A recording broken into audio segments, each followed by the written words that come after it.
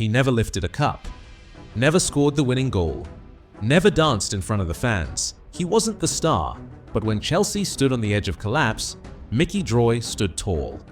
For over 15 years, he was the presence in the backline, becoming one of Chelsea's longest-serving one-club men of that era, through relegation, near bankruptcy, empty terraces, and rebuilding from rubble. He was there when others disappeared. He wasn't built for noise. He didn't chase headlines, didn't lift his shirt after tackles, didn't shout for the cameras. He just showed up. When the wages didn't come on time, he stayed. When the fans lost hope, he fought. When the badge had lost its shine, he still wore it with pride. And when his time came to leave, no farewell match, no standing ovation, just the quiet echo of loyalty. Of a man who gave everything and asked for nothing. If you still believe football should honor those who stood tall when no one clapped subscribe, because this is Micky Droy, the man who stood tall when Chelsea were on their knees. He was born on May 7th, 1951, in the quiet sprawl of Slough, not a hotbed of football, not a birthplace of legends, just a working-class town, and a boy with a body built for battles. There were no scouts waiting outside school gates, no junior contracts, no headlines promising greatness. While others went through polished academies, Micky Droy started in the dirt playing for Slough Town, a non-league club with nothing to offer but bruises and belief. But that's where he learned. No shortcuts, no comfort, just full-blooded tackles, Sunday mud, and the kind of resolve that no coach can teach. He stood at 6'4", a towering figure at the back, built like a wall, yet calm under pressure. He was a gentle giant, a big baby. For such a big lad, he couldn't even head the ball. Ron Harris. And in 1970, when Chelsea were beginning to fracture, when the echoes of their cup-winning glory were starting to fade, they took a chance not on a starlet, but on a fighter. They brought in Micky Droy. Tall, unpolished, but unshakable. There was no press release, no photo shoot, just a signature. And a quiet entrance into a club that would soon be at war with itself. He didn't walk into a dynasty, he walked into chaos. And stayed. He made his Chelsea debut in 1971 in a hard-fought 1-0 defeat at Wolverhampton Wanderers. A time when the club had just lifted the European Cup Winners' Cup, but the fractures were already spreading beneath the silver. The heroes of the late 60s, Osgood, Hudson, Cook, were clashing with the board. The bold plan to rebuild Stamford Bridge with ambitious new stands had backfired. Finances collapsed, morale crumbled, and the future that once looked golden began to bleed. Chelsea slipped down the table. In 1972-73, they finished mid-table. By 1973-74, the spiral had begun. And in 1974-75, it broke. Chelsea were relegated.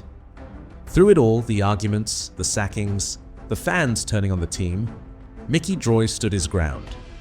He wasn't the poster boy, but he was the player who stayed when others ran. The headlines were gone. The gates grew quiet. And the club dropped into the second division for the first time in over a decade. But there was still Droy, week after week, pulling on the shirt. Not because it was easy, but because that's what loyalty looks like when it's not fashionable. It takes a different kind of strength to stay when the glory's gone. When the cameras disappear, when the stadium isn't singing your name, but you still lace up your boots. From 1975 to 1984, Micky Droy did exactly that. In 1978, at the peak of his form, he was named Chelsea's Player of the Year, a rare honor for a centre-back in a struggling team. 9 seasons in the second division, with no promise of fame, no guarantee of revival, just a badge, a duty, and a job to be done. He played through the coldest winters, on pitches that chewed ankles and spat out talent. And still, he played. Every week, he dragged Chelsea through matches they had no right surviving. A defender from the old school elbows legal, headers brutal, and no forward allowed an easy afternoon. He wasn't there to entertain, he was there to defend, to lead. And over time, the numbers piled up. In total, he played 272 league games and over 310 matches in all competitions for Chelsea, scoring 13 goals. A captain, enforcer, constant. In 1980, he took over as Chelsea captain, a quiet warrior handed the armband during the club's darkest days. Despite over a decade of top-flight service, He was never capped by England, a silence that still baffles Chelsea fans. While managers changed, while squads revolved, while fans prayed for a savior, Droy became the thread holding it all together. He never complained, never courted attention, just kept walking onto that pitch, win or lose, first name on the team sheet. He became the kind of legend you don't fully appreciate until he's gone. By 1984, change was in the air. Chelsea were rising again, fresh faces, new ambitions, the old storm finally breaking. And Micky Droy, now in his 30s, stood at the edge of it all. Still ready, still fierce. But the game had begun to move on. He made just a handful of appearances in the 1984-85 season, the year Chelsea finally climbed back to the First Division. Promotion came, the crowds returned, and the headlines roared again. But Droy didn't take center stage. He simply stepped aside. One club, one role, no ego. His final game in a Chelsea shirt came with no script, no spotlight. Just boots unlaced and a legacy quietly folded into the fabric of the club. Because that's how Micky Droy did everything without fuss, without noise, without needing to be remembered to have mattered. Some players chased twilight with desperation.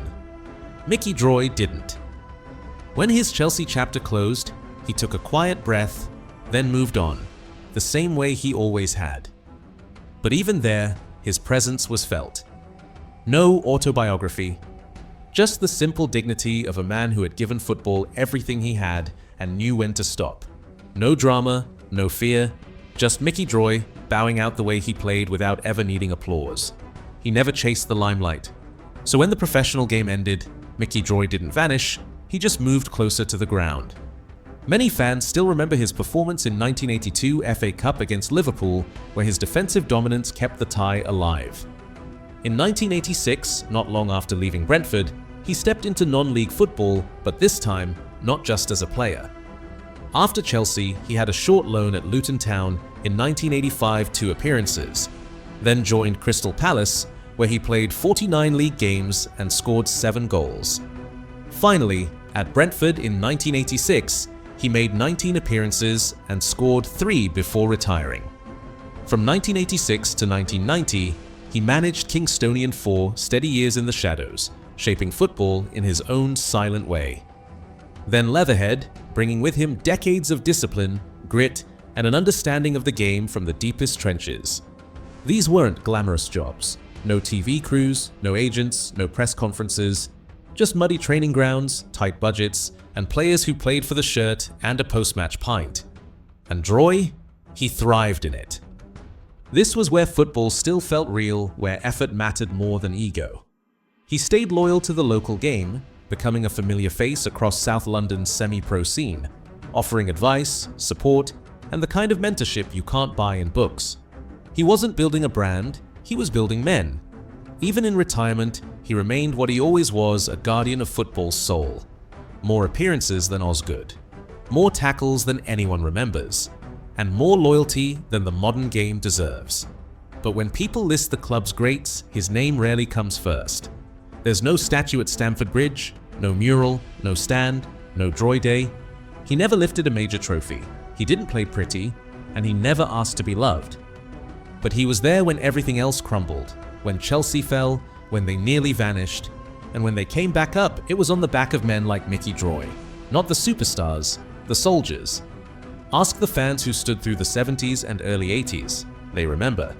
Because they saw the man who showed up every Saturday, no matter how bad it got.